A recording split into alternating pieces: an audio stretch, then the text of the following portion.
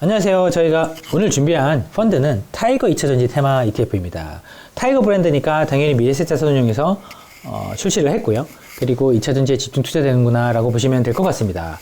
일반적으로 이렇게 ETF, 특히 이런 지수 투자 같은 방식은요, 대부분 시가총액이 큰 회사에 투자를 더 많이 하는 방식으로 구성되는데요.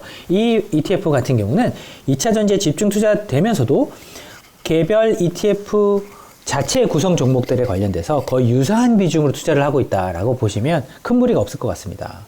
그러다 보니까 이제 유명하거나 시가총액이 크거나 혹은 유명하지 않거나 시가총액이 작거나에 상관없이 거의 같은 비중으로 10% 전후로 투자가 되고 있고요. 그러다 보니까 개별 종목의 주가에 이 ETF 성과가 영향을 많이 받는 편입니다. 그래서 오히려 이런 것들을 선호하는 사람들이 많다 보니까 펀드의 규모는 1조 단위가 넘고요. 그리고 거래액 역시도 거의 300억에 육박하는 279억 정도 거래가 되고 있습니다. 하지만 배당률이 아무래도 성장주다 보니까 좀 낮은 경향이 있고요.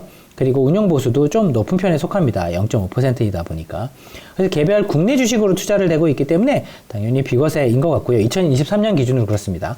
그리고 분배금, 배당 수익률 같은 경우는 당연히 배당소득세 15.4%를 내야 된다. 요거를 확인했을 때, 내가 투자한 세후소득이 어떻게 되겠구나라는 것을 여기서 사실 감을 잡으실 수 있을 것 같습니다.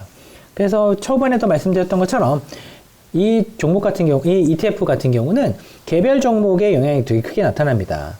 따라서 LG화학 같은 경우 유명하고 크고 시가총액이 큰 회사들도 있겠지만 에코프로비엠 같은 경우 상장한 지 얼마 안 됐고 가격의 변동성이 큰 이런 이런 종목이 이런 ETF에 사실 가격 영향을 크게 끼친 것도 사실입니다. 하지만 절대 수익률 기준으로 2022년 연말부터 올해까지 1년 기준으로 본다고 한다면 꽤 좋은 성과를 냈고요. 결국은 그러다 보니까 일반적인 지수 코스피보다도 당연히 좋고요. 2차전지 산업, 산업지수에 해당되는 거죠. 2차전지 산업지수에 해당되는 것보다 오히려 연간 수익률이 훨씬 좋게 나타납니다.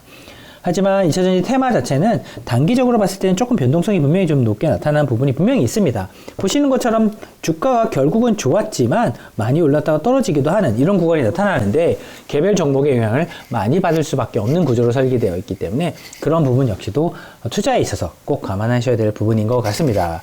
따라서 저희가 오늘 말씀드렸던 이런 ETF의 특징적인 부분이 분명히 존재하는데요. 물론 장점도 있고 단점이 존재할 수도 있습니다. 그런 부분을 저희가 감안을 해서 추후에는 2차전지 관련된 산업에 관련된 ETF들을 한번 모아서 비교하는 영상을 또 저희가 준비를 할 텐데요. 그 부분 영상에 있어서는 오늘 저희가 비교 측면에서 말씀드리지 못한 부분을 그 부분에서 또 보충해서 말씀드리도록 하겠습니다. 감사합니다.